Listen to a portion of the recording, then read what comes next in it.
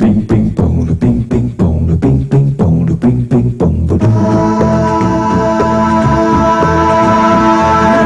bong, the bing bing bong, the bing bing bong, the bing bing bong, the bing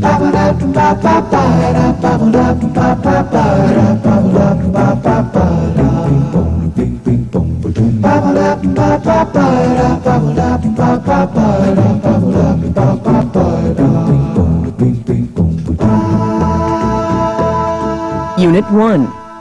Describing a relationship and making a formal introduction. The past perfect. Names. My name is Linda Cox. My name is Henry Schneewind. And my name is Tom Dare. Rebecca, thanks so much for inviting me to this reception for Mr. Hayek. Oh, no problem. I thought you'd like the opportunity to meet him in a more casual setting. Yeah, I do appreciate that. I'm really looking forward to working with him. Oh, he's a wonderful guy. And I also think you'll like meeting my old friend Tessa. How long have you known her? Since freshman year in college.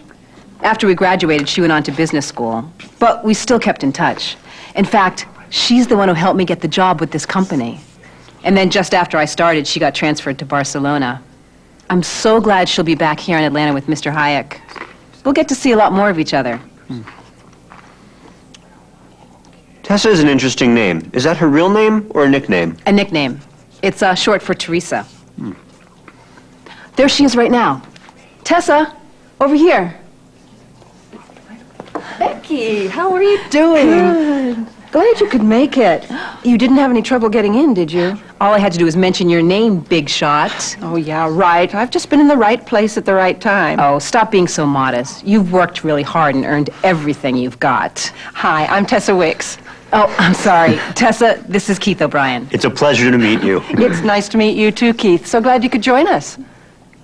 I'm really excited to be here. Do you think we'll get a chance to talk to Mr. Hayek? I have a few ideas I'd like to ask him about. Keith? What a workaholic. Why don't you just relax and have a good time? I'm sure you can set up a business meeting with Mr. Hayek later on this week. No, Rebecca, it really wouldn't be a problem. Adam thrives on input from people. Adam? You're on a first-name basis? Well, sure. He's just a regular guy who might be president of the company someday. I think he's making his way in our direction now. Let me see if I can grab him. Adam, got a minute? There's some people here I'd like you to meet. Hi, I'm Adam Hayek. So nice to meet you.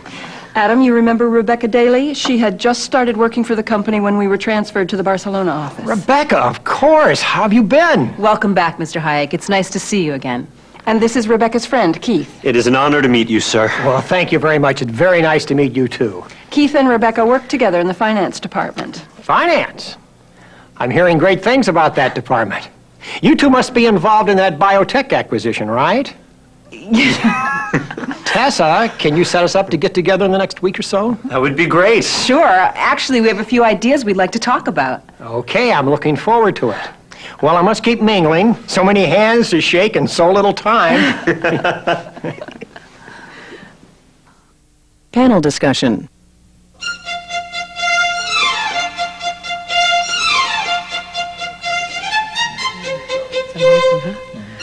Okay, we're going to talk about names, and I think it would be really helpful if each one of you tells me your name, and would you spell your first name for me? My name is Linda Cox, and it's spelled Linda. Okay, and you are? My name is Henry Schneewind. My first name is spelled Henry. Thank you. And? And my name is Tom Dare. My first name is spelled Tom.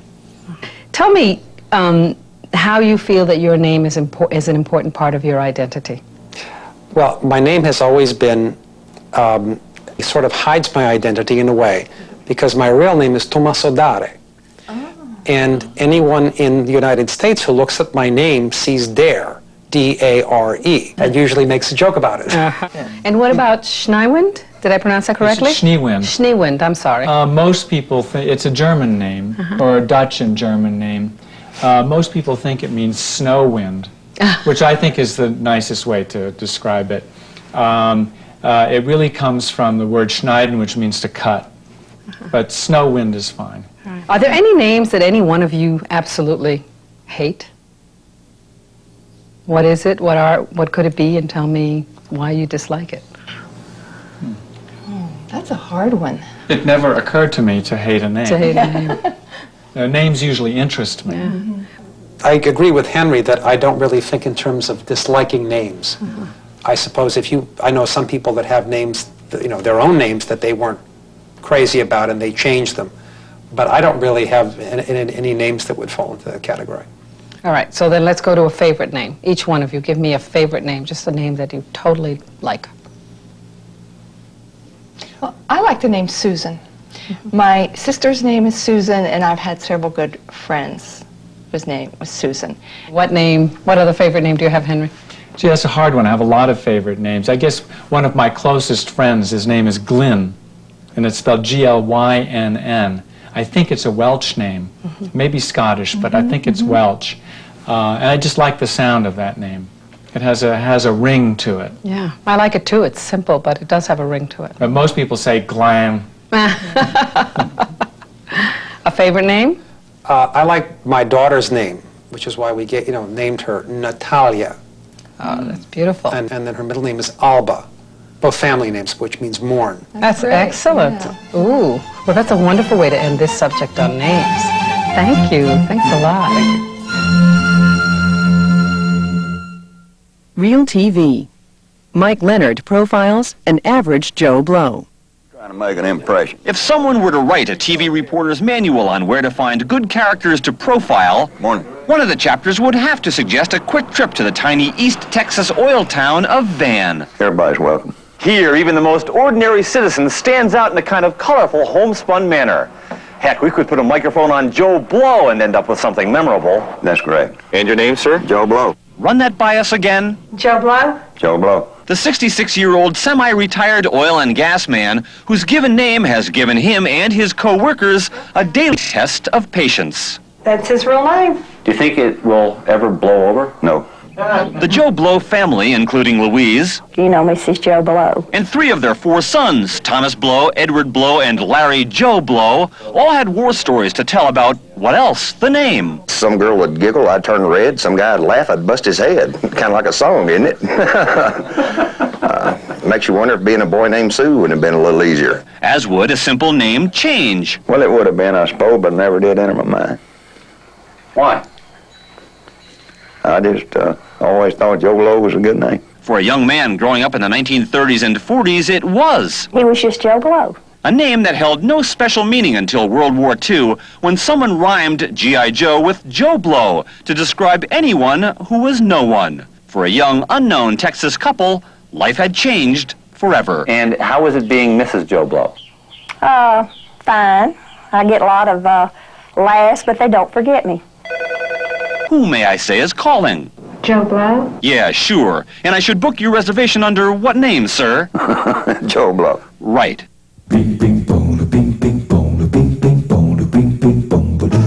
Unit 2.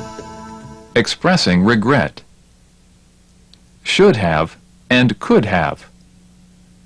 Siblings. Did you have brothers and sisters, Tom? Yes. And how were you alike and how were you different? My brothers, I have 2 brothers, both younger than I, and we're very, very different. Trish, can you help me with my algebra homework? Not again. Last time I helped you, it took years. Come on, it won't take long. I think I'm beginning to understand this stuff, but I'm not quite there yet. All right. Where is it? Let me have a look. Right here. Well, here's your problem, you dummy. You didn't set up the equation right. I didn't? No. This is the same problem you had last time. You should have learned all this stuff in Algebra 1. Don't you remember anything about what I told you last time? How about explaining it to me one more time? Look, it's obvious. How can you be so thick? Trish, let's face it, I just don't have it in math. Yeah, well, even an 8-year-old could have figured this out. Just get out of here. I don't want your help anyway. Whatever.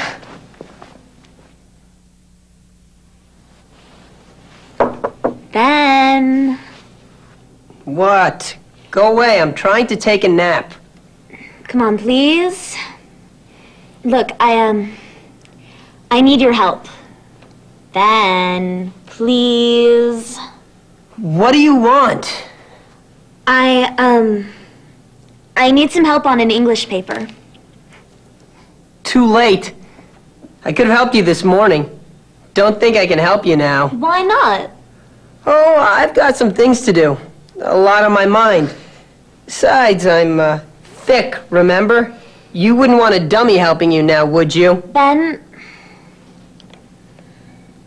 look, I shouldn't have said what I did. Should have thought about that before you said it. I know.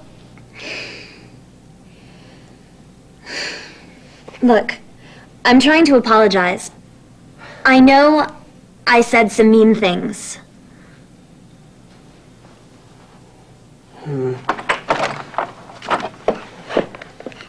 Look, you're good at writing, I'm good at math. Let's make a deal. You help me, I'll help you. Oh, all right. What's this English paper supposed to be about anyway? That's right. Panel discussion.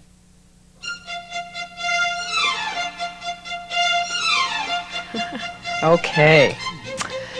Nature, nurture. One thing that everyone likes to talk about is how personalities are formed, the nature-nurture controversy. What do you think causes differences in how people develop? Is it genetics or is it environment? I think it's both. Peter, you're nodding. Yeah, I guess as a parent of young children who are ages 7 to 13, it's kind of a scary thing because you try to do your best to bring your children up the right way, teach them the right things, but you never know how they're going to turn out. And so it's kind of confusing and scary in the same way as to how you hope they'll turn out, and you never know. So I think it can be some of each.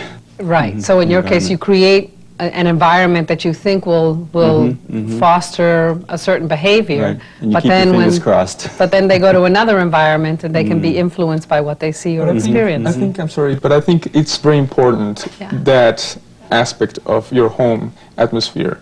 And I truly believe that if you have communication, real honest communication with your kids, I think that that will ultimately bring some good to them and the way they will go through life. You're no talking, matter what. Sorry. Yes, no. No, you were talking about children. How about, let's take it a little away from children, but siblings. Did you have brothers and sisters, Tom? Yes. And how were you alike and how were you different? My brothers, I have two brothers, both younger than I, and we're very, very different. And my own view is that I do agree that I think it is a combination of both nature and nurture. But I tend to think from my experience and observation that there's more to the nature side of it than sometimes is readily apparent. And I know many people who have almost defied their environments in terms of what they've been able to accomplish because of the fact that it was their nature to do so. And in other words, there was something inside them that really was even more powerful than the negative influences of the environment.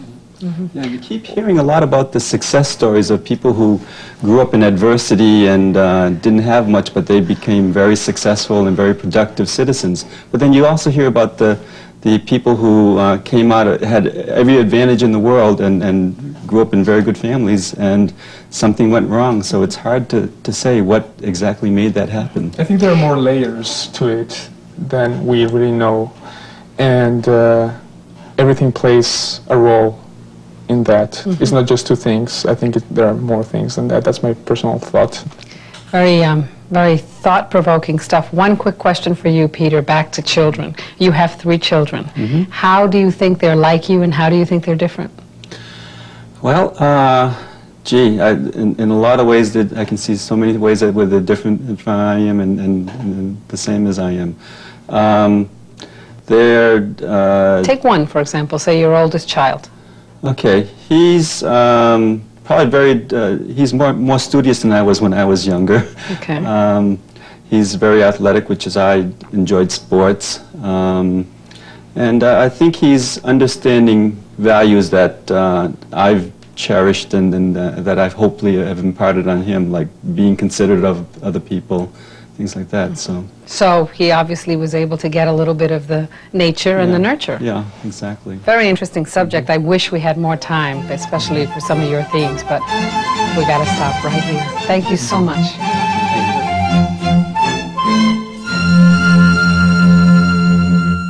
Real TV. Robert Bazell reports on twins. The annual convention of identical twins. These people don't just look alike. Genetically, they are carbon copies, 100% the same.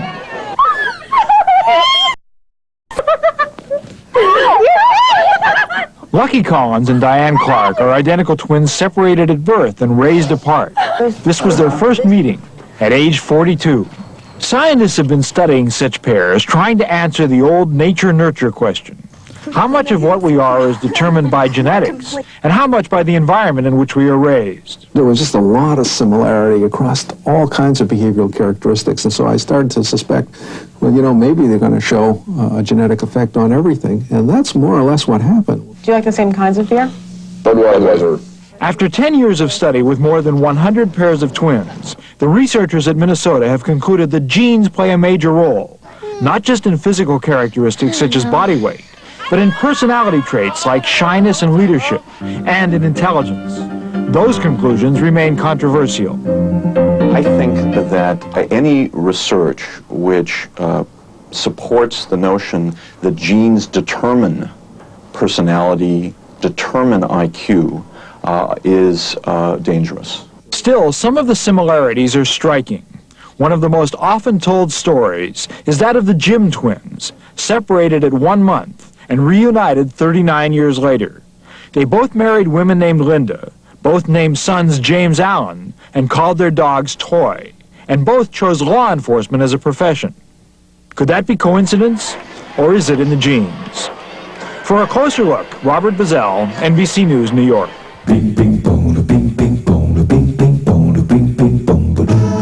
Unit 3, Speculating about Possibilities.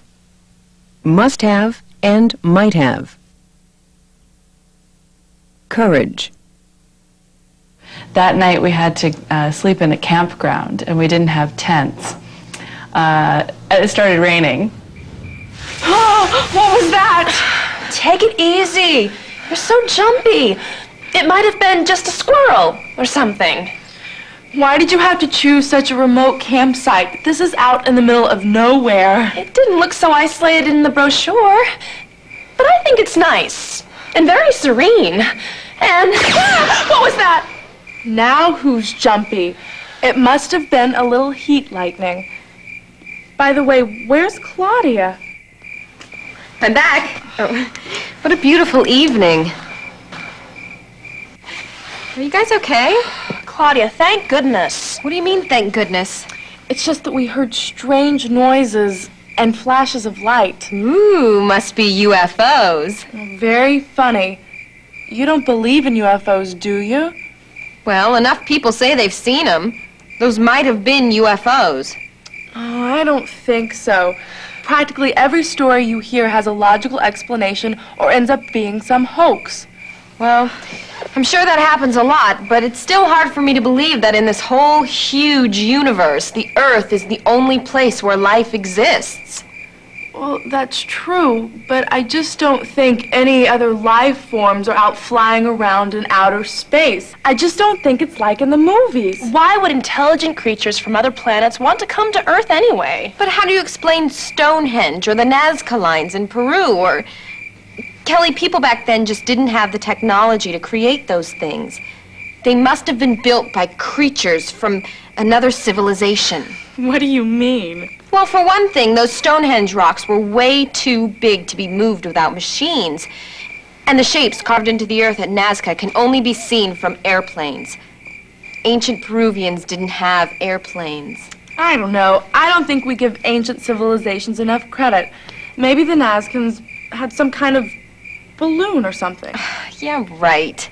Listen, ladies, face facts. There's no reason for us to be so sure there's no one else sharing this universe with us.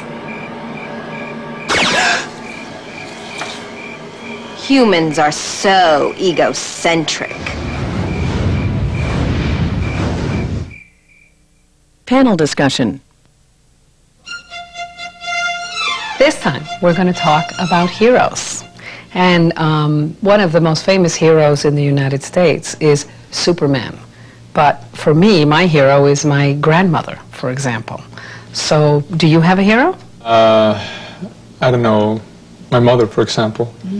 Yeah, my mother too. Great. When we were chatting, Tom, you said you had a hero. I had an experience recently that was rather unusual in that there was somebody that, close to me, my father in particular, who I never really thought of in those terms before. But just recently I saw a movie called Saving Private Ryan, which is a very, moving film about World War II, specifically a particular battle.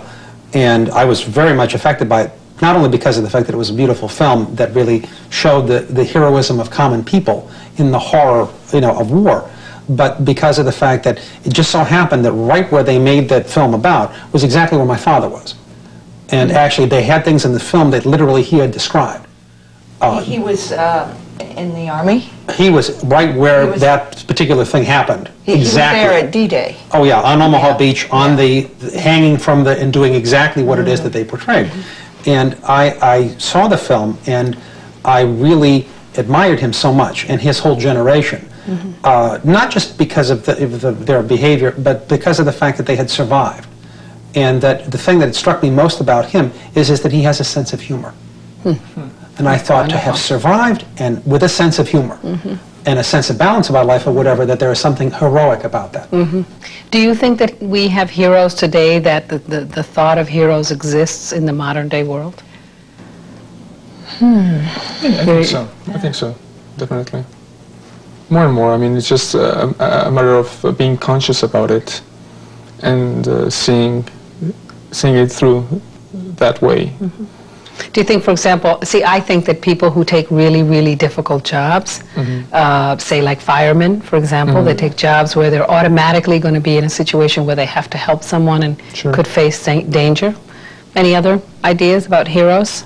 But I think that to some extent in our society today, because of the fact that there's so much publicity in the media about the shortcomings of our leaders and all of the things that their weaknesses, and that I think sometimes it gives the impression, well, that there are no more heroes.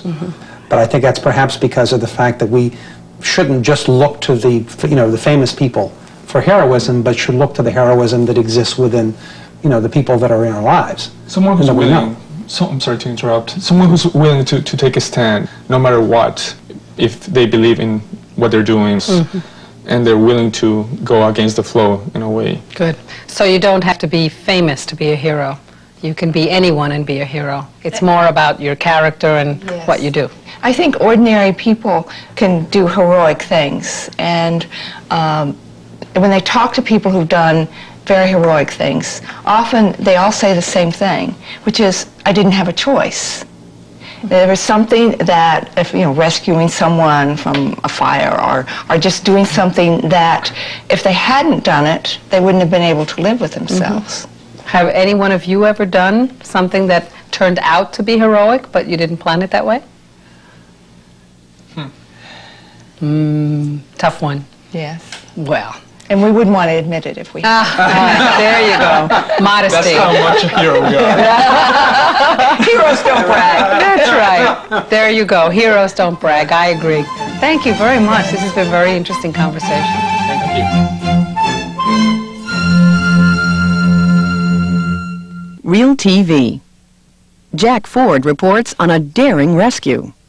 Once again, here's Jack. Jody, thank you. Well, Friday was just another day at the office for Charles Destinin until he heard someone call for help. And from the window of his art studio, he saw a man hanging from a cable over the Milwaukee River. Instinctively, he grabbed a rope and raced to the scene, where with the help of others, he pulled that man to safety, holding him until the paramedics had arrived. Charles Destinin joins us this morning. Mr. Destinin, good morning. Good morning, sir. Tell me what you were doing when you first either saw or heard what was going on here, and what you thought about it. I was actually just working in my studio and heard his cry for help through our window, and you can't really see out the back window of a studio to the river. It's situated right along the river, and so I went up to the rooftop to see what was going on, and I spotted a man hanging onto the side of the river's edge. You know, a lot of us always wonder what we would do if we were ever confronted with a situation such as if somebody else's life is in danger, but you have to put your life in danger to help them. What did you think about when you first saw what was happening to the man out there? My immediate reaction was just telling him to hang on until I could get there. I didn't really think about any danger. What happened when you got there? When I got there were a couple people on the scene. One of the gentlemen, Mr. Saxton, who I thanked later, helped me tie a rope up to the side, and I climbed down to him and got to him, tied his arm. We're seeing some pictures of you now here holding on to the man there. Did he talk at all when you got to him? Did he say to you what he was doing there, why he was there, what problems he was having? No, he was quite cold, and he didn't talk much. You know, I managed to get his name. And how quickly did the other people here, the other helpers, get to the scene to help you with him? Pretty promptly. I really, my concept of time was a little... Gets a little altered in a situation like that, I imagine. Yeah. But they got there relatively quickly? Yeah. And then we saw him being taken off, and you were kind of left there. How quickly did they get back to get you out of there? Pretty quick. They did? Right away, yeah, they turned right around. I understand you stopped to visit the man you had saved. How's he doing? He's doing very well. Yes. He's doing very well. I plan to visit him when I go back. All right. And is he still hospitalized now? Or will he be? Yeah, I believe so. All right. Well, Charles Destin, a true hero. Thank you, It's sir. a pleasure to meet you, and congratulations, and thank you. Thank you. All right. Unit 4. Disagreeing politely and expressing skepticism. The passive voice and the passive voice with modals. Food and ethics. A lot of times when you buy something to eat, or you go to a restaurant, you come home and you're sick from something, and who knows what caused that. Have some salad. That smells really delicious. What are we having, Mary? Steak, salad, your favorite, and pasta and peas. Give me a hand, will you, Andy? Sure. Where's Sarah? Up in her room. Sarah, dinner's ready.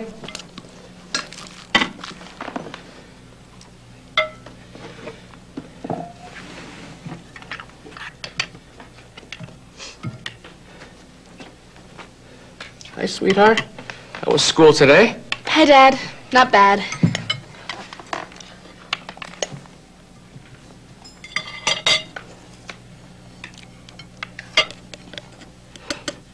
Sarah, aren't you going to have any steak? No. What? I thought you loved steak. Well, I used to, but I've decided to become a vegetarian. I'm not going to eat meat anymore. Why? I just think it's cruel to kill animals. Are you serious, Sarah? Yeah, Dad, I am. Well, how about some pasta then? Mom, you know I can't eat that stuff. It's too fattening. She wants to lose weight. She's crazy about Jeff, and she wants him to like her. She thinks she's too fat. Oh, shut up. Sarah. Well, at least you can have some peas and some salad. Here, Sarah, help yourself. I'd rather not. Why not, Sarah? Well, I just think that vegetables ought to be grown organically, and I'm sure that these weren't. What are you talking about? You know, they should be raised without chemical fertilizers or insecticides or anything like that, or else they're just not healthy. What are you going to eat? Maybe she'll just drink some water. Oh, but no. This water hasn't been boiled or filtered. Water is just too dangerous these days. I can make you some eggs. How about that? Mom, eggs are full of cholesterol. Do you want me to drop dead of a heart attack or something? Well, I've been eating eggs for over 40 years, and I haven't dropped dead yet. Me neither. Sarah, you've got to eat something.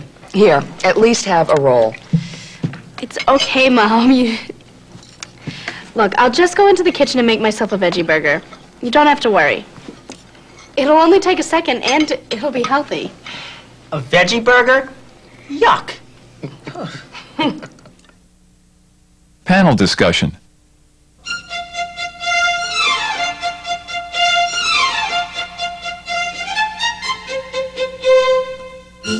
Today's topic is public health. And it seems that every day there's some new technology that comes along to help make food safer. A lot of people are talking these days about irradiation as a way to prevent E. coli and other bacteria from growing in food. Mimi, what do you think about the practice of irradiating food? Well, I am basically one who believes in natural technology. Basically, if you just prepare meat properly, wash your hands, make sure that you clean up after yourself, I think then you shouldn't have many problems. It's just definitely a personal issue. If you just practice good food safety and clean habits, then you shouldn't really have much of a problem. And I don't think the new technologies are absolutely necessary. Okay. Well, I seem to think that one of the problems is a lot, and especially with meat production, is that the conditions that the animals are kept under is what is causing all of these diseases to happen. And if they took better care of the animals before they became our dinner, we wouldn't have so many problems. Yeah, I have some real concerns about new technologies. One day they'll come up with something new, and then after 4 or 5 years they realize maybe it's not such a great idea. So you know, there's some real concerns, especially when it comes to things that will affect your health. So Peter, what do you think are some of the specific problems with genetic engineering or hormone treatments, for example? Well, my big concern is that sometimes where a new technology comes up and it's not tested properly, and technology gets ahead of what the real world is, and you know, we find out later on that what they thought was good for us at one time, down the road, it turns out to be bad, and then what do? So there's some real health concerns in regard to that. Mm-hmm. Mimi, what do you think? I would definitely have to agree with Peter. I'm, like I said before, I'm not really an advocate of you know, new technologies when it relates to food consumption. I personally can't eat chicken anymore because of the hormones they put into it to make it larger and more tender and supposedly better tasting. It makes me sick. Really? Has anybody else had that experience? Peter? You never know. A lot of times when you buy something to eat, or you go to a restaurant, you come home and you're sick from something, and who knows what caused that. Are there any advantages that you might see to this, though? The advantage I would see is that, you know, we have a growing problem of feeding the world. You know, the population's getting larger in this country and everywhere, and we have to look at ways of producing food better. But again, I'd sort of to err in favor of a caution. We have to make sure things are done properly and tested over time before we can actually get into, you know, doing it for everybody. So. Okay. Well, that's really very interesting, and I appreciate your sharing your thoughts with us. That's all the time we have for today. Thank you.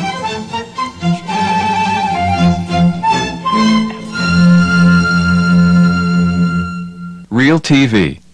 John Palmer reports on human cloning. Members of the National Bioethics Advisory Commission engaged in spirited debate Saturday as they drafted final recommendations on the scientific, legal, and moral implications of human cloning. Their key recommendation, that human cloning that leads to the birth of a child should be forbidden by law for at least 3 to 5 years. So I think, however, that we have something we can feel pretty good about. Cloning became a major government concern in February with the stunning news that a Scottish scientist had cloned a lamb named Dolly from cells taken from an adult sheep. The 18 members of the commission, made up of scientists, lawyers, and theologians, were not able to agree on all of the ethical issues involved in cloning, especially those involving research. Aides say the president won't comment on the commission's report until he receives it on Monday. But there's little doubt that Mr. Clinton favors a ban on the cloning of human beings. John Palmer, NBC News, at the White House.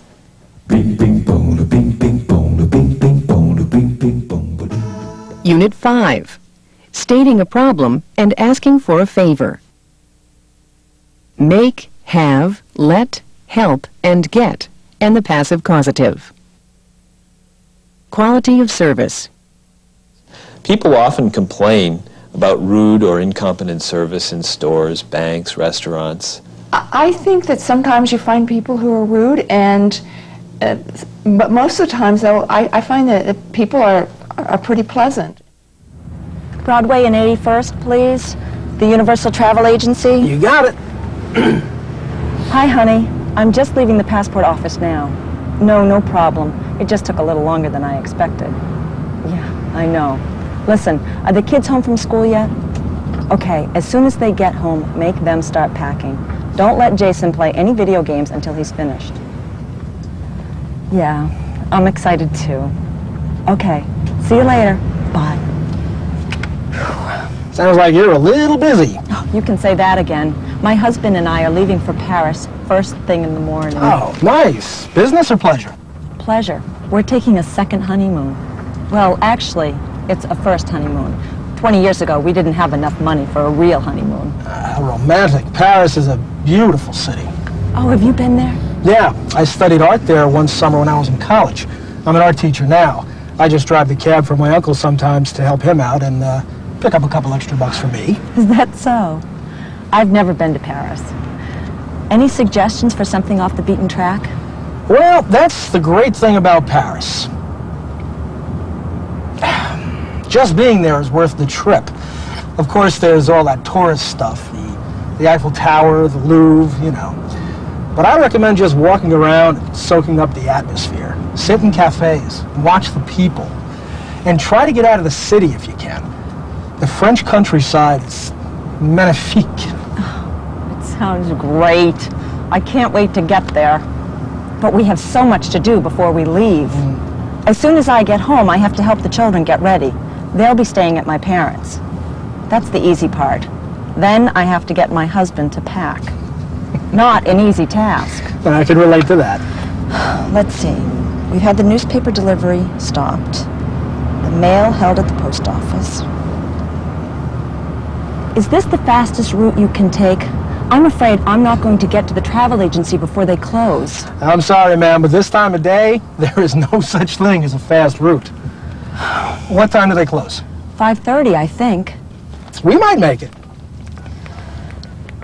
I better call and get my husband or daughter to go to the travel agency just in case. Come on, somebody, pick up. Hal or Julie, if you get this message in the next 5 minutes, call me on my cell phone. I need one of you to pick up the airplane tickets at the travel agency. Where could they be? Couldn't you just call the travel agency and tell them you're on your way? That's a great idea.